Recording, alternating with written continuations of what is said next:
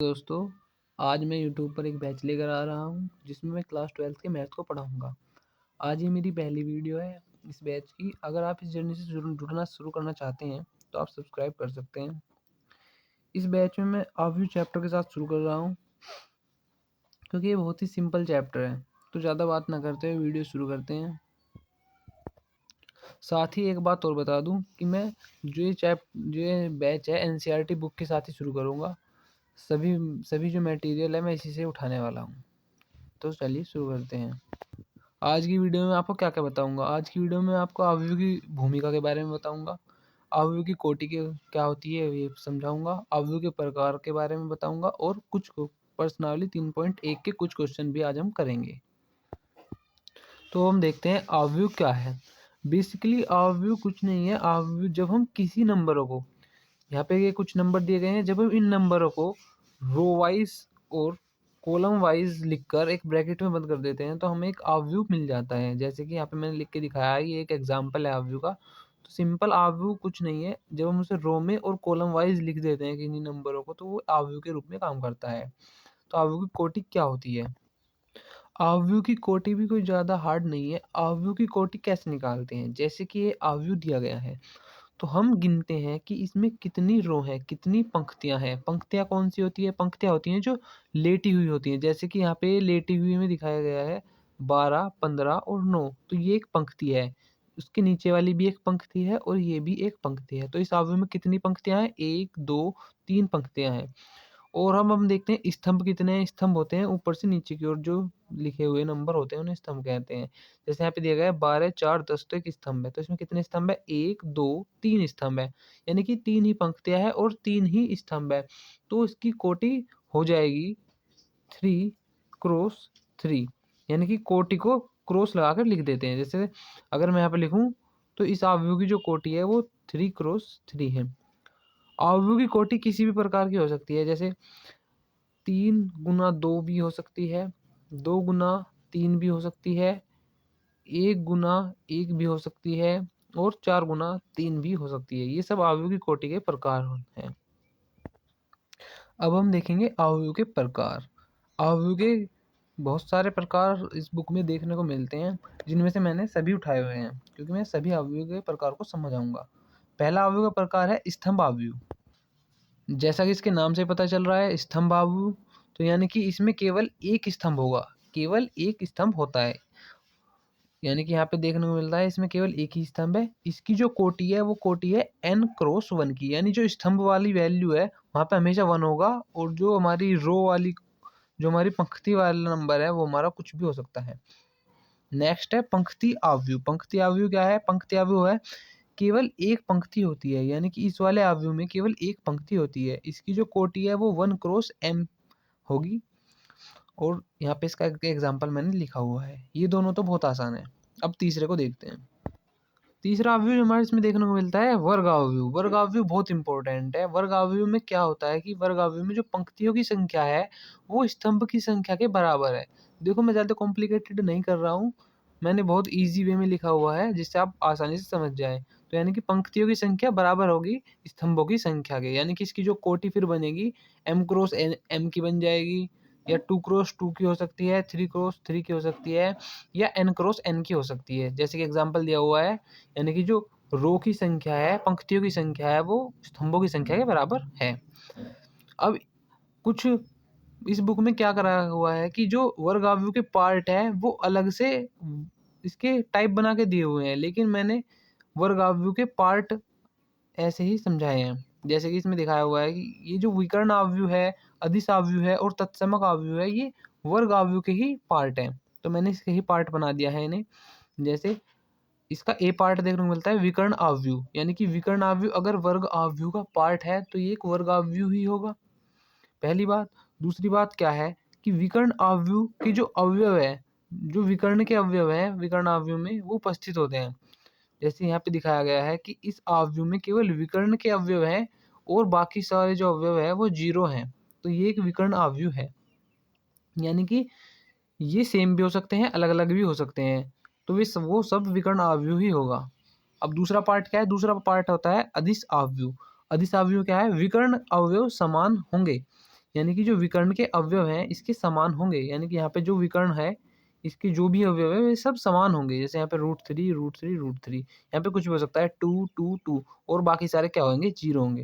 Basically क्या हुआ है कि जो हमारा विकर्ण अवयव है ना, उसके जब अब सारे अवयव समान हो जाते हैं तो उसे अदिश अवयव कह देते हैं, सिंपल। तीसरा जो पार्ट है वो है तत्समक अवयव। तत्समक अवयव क्या है कि विकर्ण अवयव एक होता है, यानी कि इसके जो विकर्ण की जो लाइन है उसमें सिर्फ 1 1 1 होगा, उसका सिर्फ ऑर्डर चेंज हो सकता है। जैसे इसका ऑर्डर है 3, तो हम यहाँ पे I3 लिख सकता हूँ, इसे I से डिनोट करते हैं, और बाकी सारे अवयव क्या हो जाएंगे, इस अवयव के 0 होंगे। यानी कि वही है बेसिकली, अगर अदिश अवयव में सारे सारे अवयव समान होते हैं, अगर उसकी जगह 1 आ जाए तो वो हमारा तत्समक अवयव बन जाता है। ये सभी इसके पार्ट हैं। जैसे वर्ग अवयव के 3 पार्ट हैं और 2 अवयव के पार्ट इधर हैं। तो अब हम अवयव के प्रकार के बाद प्रश्नावली 3.1 को देखते हैं। जैसा कि बुक में पहला क्वेश्चन दिया गया है, पहला क्वेश्चन क्या दिया गया है कि एक अवयव दिया गया है ए, और उसके लिए हमें कुछ चीज़ें ज्ञात करनी है जो हमें बताई गई है नीचे। पहले ऑप्शन दिया गया है कि अवयवों की कोटि ज्ञात कीजिए। दूसरे उसमें दिया गया है अवयवों की संख्या। तीसरे उसमें दिया गया है अवयव A13 A21 A33 A24 और A23 ज्ञात करना है। अब मैं आपको उसी तरह से लिख कर दिखाऊंगा जैसा कि आप बोर्ड पेपर में लिखना चाहिए आपको। जैसे कि क्वेश्चन में दिया है, तो मैंने आप सबसे पहले में क्या लिखा, दिया है, तो क्या दिया है, एक अवयव दिया है, मैंने पहले वो अवयव लिख दिया। और अब वो क्या पूछ रहा है तो हम वो लिखते हैं, यहाँ पे लिखते हैं क्या, पूछ रहा है, ऐसे लिख दिया। पहला पॉइंट लिखते हैं, क्या पूछ रहा है वो पूछ रहा है अवयव की कोटि, अवयव की कोटि पूछ रहा है। तो अब हम लेंगे ब्लू पेन और उससे हम बताएंगे निकाल कर कि अवयव की कोटि कैसे निकालेंगे। मैंने अभी आपको पीछे बताया था कि अवयव की कोटि हम कैसे निकालते हैं। तो अवयव की कोटि को निकालने के लिए हम पहले पंक्तियों की संख्या देखते हैं। तो पंक्तियों की संख्या देखने के लिए हम ऐसे गिनेंगे 1 2 और 3। तो यानी कि जो हमारी पंक्तियों की संख्या है वो 3 है। तो यहाँ पे लिख देंगे पंक्तियों की संख्या क्या है, 3। क्रॉस का निशान लगाएंगे, फिर हम गिनेंगे स्तंभों की संख्या। तो स्तंभों की संख्या कितनी है, 1 2 3 4। तो स्तंभ इस अवयव में कितने हैं, 4। तो स्तंभ हो जाएंगे 4। तो इसकी जो अवयव की कोटि हो जाएगी वो 3 क्रॉस 4 हो जाएगी। ठीक है, अब हम लिखते हैं दूसरे क्वेश्चन में क्या पूछ रहा है। दूसरे क्वेश्चन में पूछ रहा है वो अवयवों की संख्या, अवयव में अवयवों की संख्या पूछ रहा है। आप अवयव में अवयवों की संख्या कैसे निकाल सकते हैं, एक तरीका तो है आप इसमें गिन कर निकाल लें, लेकिन दूसरा तरीका है आप सिंपल इसकी और इसकी मल्टीप्लाई कर दें। यानी कि 3 क्रॉस 4 की मल्टीप्लाई करके क्या आएगा, 12। तो यानी कि जो इसमें अवयवों की संख्या है वो कितनी है, वो है 12। तो अवयवों की संख्या में हमारी 12 आ गई। यहाँ पे लिख देंगे हम आंसर, और यहाँ पे लिख देंगे आंसर।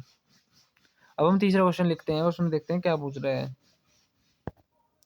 देखिए तीसरे क्वेश्चन में वो कुछ अलग ही पूछ रहा है जो मैंने आपको अभी नहीं बताया है। वो पूछ रहा है A13 A23 और ऐसे ही अवयवों के नाम दिए हैं उसने, और ये पूछ रहा है। तो मैं आपको बताता हूँ ये किस तरह से निकलते हैं।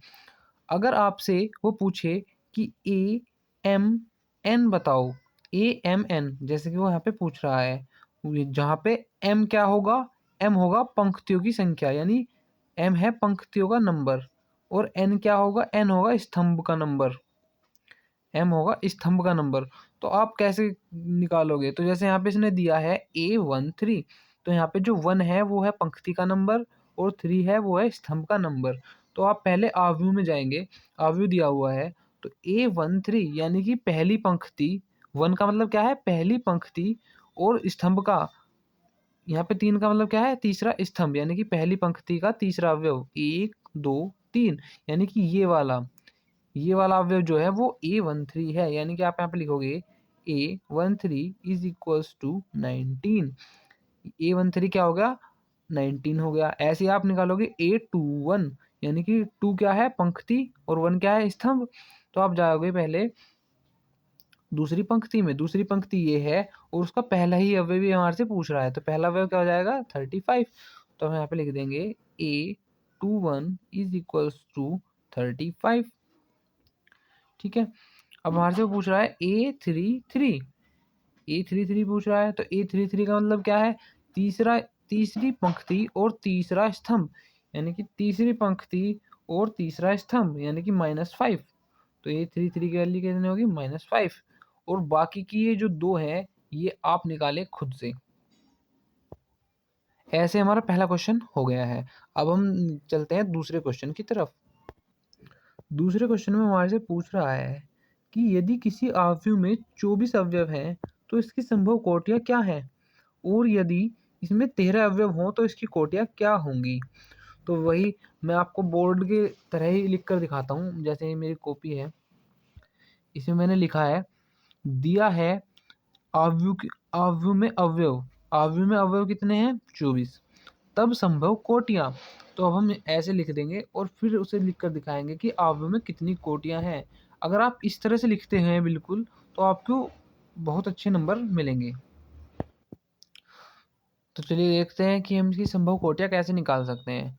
तो संभव कोटियाँ सबसे पहले हम स्टार्ट करेंगे 1 से, यानी कि 1 क्रॉस 24। ये भी तो इसकी एक संभव कोटि हो सकती है। दूसरी संभव कोटि इसकी हो सकती है, इसका उल्टा कर दो, यानी कि 24 क्रॉस 1। फिर इसकी तीसरी संभव कोटि क्या हो सकती है? तीसरी संभव कोटि हो सकती है 12 गुना 2 या 2 गुना 12। अगर आप इनकी मल्टीप्लाई करके देखें तो 12 दूनी 24, तो यानी अवयवों की संख्या 24 ही है। यहाँ पे भी 24 ही है। फिर 8 क्रॉस 3 और 3 क्रॉस 8। फिर 4 क्रॉस 6 या 6 क्रॉस 4। बस इसकी संभव कोटियाँ यही होंगी। अब उसने ये भी पूछा है कि यदि इसमें जो अवयव हैं, जो अवयव में अवयव हैं वो कितने हैं? वो अगर 13 हों तो इसकी संभव कोटियाँ कितनी होंगी? तो संभव कोटियाँ इसकी सिर्फ 2 बनेगी, 1 क्रॉस 13 और 13 क्रॉस 1। सिंपल।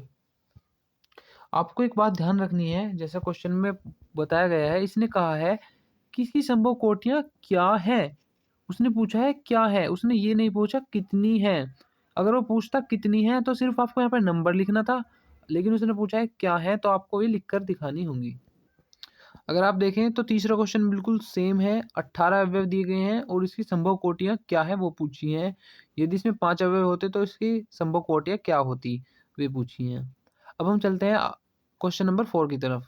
क्वेश्चन नंबर 4 में दिया गया है, एक 2 क्रॉस 2 क्रॉस 2 अवयव है ए आई जे की रचना करनी है जिसमें निम्नलिखित प्रकार से अवयव जो है वो प्रदत्त हैं। तो ये भी बहुत ही सिंपल क्वेश्चन है, आइए देखते हैं इसे। तो फिर से उसी प्रकार क्वेश्चन नंबर 4 में सबसे पहले मैंने लिखा है दिया है, तो क्या दिया है उसने दिया है कि 2 क्रॉस 2 अवयव ए आई जे की रचना करनी है, और उसमें जो हमें ए आई जे की वैल्यू दी गई है वो दी गई है आई प्लस जे का होल स्क्वायर अपॉन 2। तो अब हम इसे कैसे करेंगे?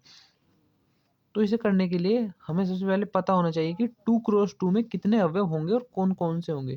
तो 2 क्रॉस 2 में जो अवयव होंगे वो होंगे A11, A12, A21 और A22।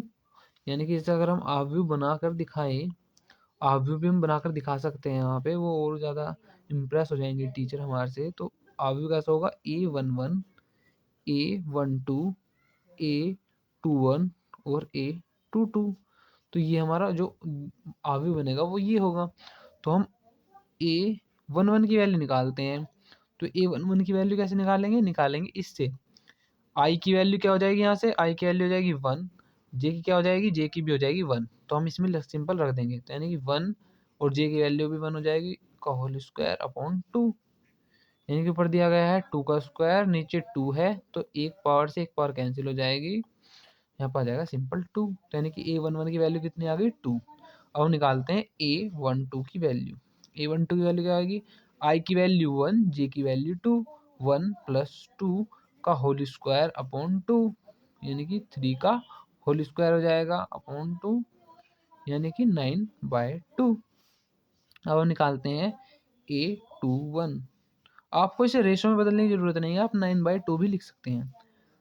तो A21 कैसे करेंगे? I की वैल्यू 2 हो जाएगी, J की वैल्यू 1 हो जाएगी, तो 2 + 1 स्क्वायर बाय 2, तो इसकी वैल्यू भी सेम आ जाएगी 9/2। ऐसे ही हम क्या निकाल लेंगे? हम निकाल लेंगे अब A22, तो A22 कैसे निकाल लेंगे? I की वैल्यू 2 और J की वैल्यू 2 का होल स्क्वायर, यानी कि ऊपर हो जाएगा 4 का होल स्क्वायर, नीचे हो जाएगा 2 का स्क्वायर, ये जाएगा 16/2 यानी कि 8। तो हमारे पास A11 की वैल्यू, A12 की, A21 की और A22 की वैल्यू हो गई। तो हम क्या करेंगे? देन या लिख देंगे तब आव्यू। थोड़ी मेरी यहाँ पे राइटिंग बिगड़ रही है क्योंकि मैंने एक हाथ से फ़ोन पकड़ा हुआ है। तो दिया हुआ आव्यू क्या बन जाएगा? दिया हुआ आव्यू बन जाएगा हमारा आव्यू 2, 9/2, 9/2 और 8। तो ये जाएगा हमारा AIJ आंसर। तो पहला क्वेश्चन हो गया इस तरह से। अब उसने दूसरे में क्या पूछा है? दूसरे में पूछा है AIJ = I/J। चलिए इसे भी करते हैं। जैसे ऊपर वाला क्वेश्चन में निकाला है ऐसे ही इसके लिए भी करते हैं। कैसे करेंगे? वही सेम प्रोसेस है। हम निकालेंगे A11, तो यहाँ से I की वैल्यू 1, J की वैल्यू 1, यानी कि 1/1 कितना आ जाएगा? 1। ऐसे ही हम क्या निकाल लेंगे? A12, तो यहाँ पे I की वैल्यू 1 हो जाएगी और J की वैल्यू 2 हो जाएगी, तो यहाँ पे आ जाएगा 1/2 का 2। ठीक है, यहाँ पे निकाल लेंगे A21 में I की वैल्यू 2 हो जाएगी और J की वैल्यू 1 हो जाएगी, तो यहाँ पे 2 ही आ जाएगा। और यहाँ पे एक लाइन खींच देते हैं, लाइन खींच के A2 की वैल्यू निकाल देंगे, तो जो आएगी 2/2 यानी कि कैंसिल होकर आ जाएगा 1। तो फिर जो आव्यू बनेगा वो क्या बनेगा? आव्यू बनेगा हमारा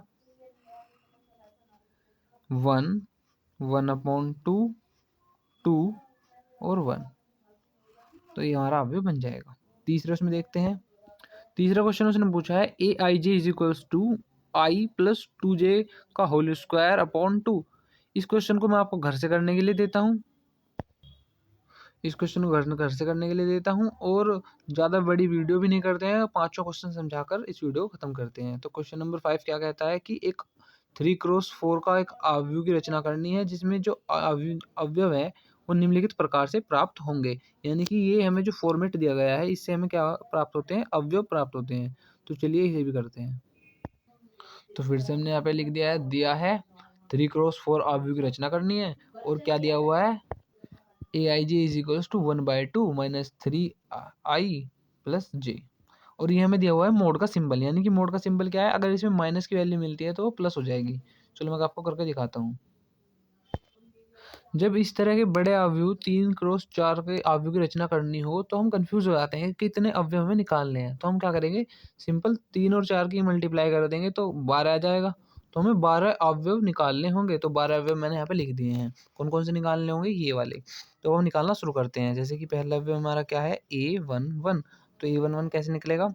A11 निकलेगा 1/2 मोड 3। आई की वैल्यू कितनी है? 1, तो मल्टीप्लाई हो जाएगा 1 + 1, 1/2। अंदर बचेगा माइनस का 2, यहाँ पे है मोड यानी कि माइनस का 2 आ जाएगा अंदर। तो मोड क्या कर देगा? ऐसा कर देगा प्लस, यानी कि 1/2 क्रॉस 2 और 2 से 2 हो जाएगा कैंसिल, तो यानी आ जाएगा 1। तो यानी कि A11 की वैल्यू आ गई 1। A12 की वैल्यू निकाल लेंगे, तो A12 की वैल्यू निकालने के लिए क्या हो जाएगा? आप लिखेंगे 1/2 मोड के अंदर आई की वैल्यू 1 है ही, तो यानी कि माइनस का 3 और जे की वैल्यू जाएगी 2, तो +2 आ जाएगा। और ऐसे ही करेंगे 1/2 है एज इट इज़, अंदर बचेगा -1, तो -1 हो जाएगा +1, तो यानी कि आ जाएगा 1/2। थोड़ा मेरे हाथ में फ़ोन शेक हो रहा है क्योंकि मैंने हाथ से ही पकड़ा हुआ है, मेरे पास स्टैंड नहीं है अभी। तो अब हम 1A1113 निकालते हैं, तो ये हो जाएगा 1/2 ऐसा का ऐसा ही। ए की वैल्यू हमारी 1 है ही, तो यानी कि माइनस का 3 और +3, ये हो जाएगा 0, तो पूरा अवयव हमारा 0 बन जाएगा। ऐसे ही अब हम 1/4 निकालेंगे। A14 निकालने के लिए 1/2 माइनस का 3 प्लस 4 यानी कि 1/2 इंटू 1 बचेगा अंदर प्लस का, तो प्लस का ही निकलेगा और हो जाएगा 1/2। ठीक है, ये 4 मैंने अभी निकाल दिए, यानी कि ये पहली रो हो चुकी है। अब हमें दूसरी रो और तीसरी रो निकालनी है, तो मैं आपको डायरेक्ट निकाल के दिखा देता हूँ, जिससे वीडियो ज़्यादा लंबी ना बने। तो यहाँ पे मैंने और अवयव, बाकी अवयव भी निकाल लिए हैं। A21, A22, A23, A24, A31, A32, A33 और A34, यानी कि सभी अवयव निकल चुके हैं। अब जो अवयव बनेगा वो मैंने यहाँ पे नीचे लिखने की कोशिश की है। मैं आपको बताना चाहता हूँ कि जब इस प्रकार के बड़े अवयव बनाए जाते हैं तो आप पहले ब्रैकेट ना खींचिए, पहले आप अवयव लिख लें और फिर उसके बाद ब्रैकेट बनाएं, क्योंकि ये बहुत ही ज़्यादा बड़े बन जाते हैं, जिस फिर बाद में लिखने में दिक्कत आती है और वो काट पीट थोड़ी सी मच जाती है वहाँ पे। अब फिफ्थ क्वेश्चन का सेकंड पार्ट देखते हैं। सेकंड पार्ट में जो दिया हुआ है इसने 2i माइनस जे, यानी कि ये तो बहुत ही छोटा सा है, जल्दी हो जाएगा। आइए इसे भी करते हैं।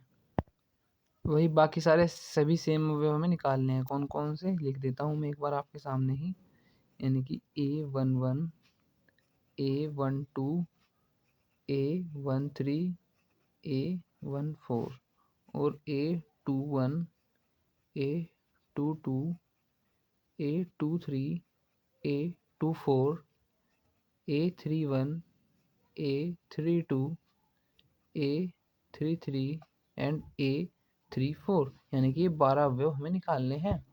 चलिए एक एक करके निकालते हैं। A11 निकालेंगे, तो A11 निकालने के लिए 2 minus 1 is equals to 1। I hope आप कैलकुलेशन समझ पा रहे होगे। मैं थोड़ा फास्ट कर रहा हूँ क्योंकि वीडियो काफ़ी लंबी हो चुकी है और मेरे फ़ोन में स्पेस भी नहीं है इतना।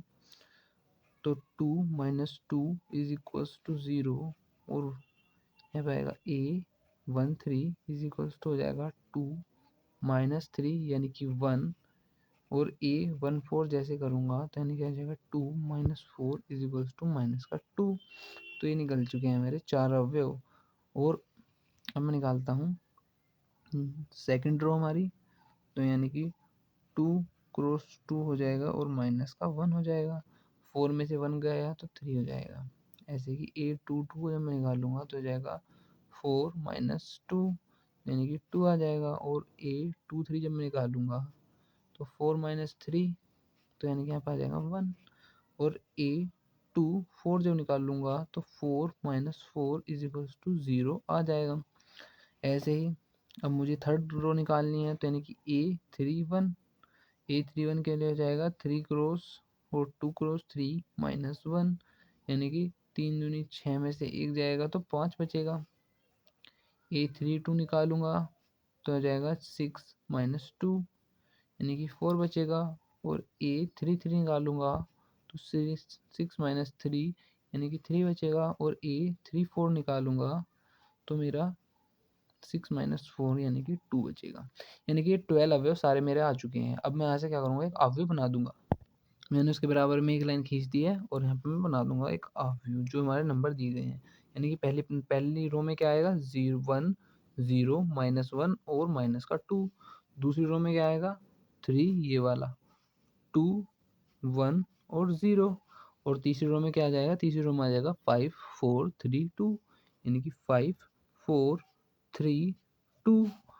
सिंपल, ये हमारा अवयव बन गया, तैयार है आंसर।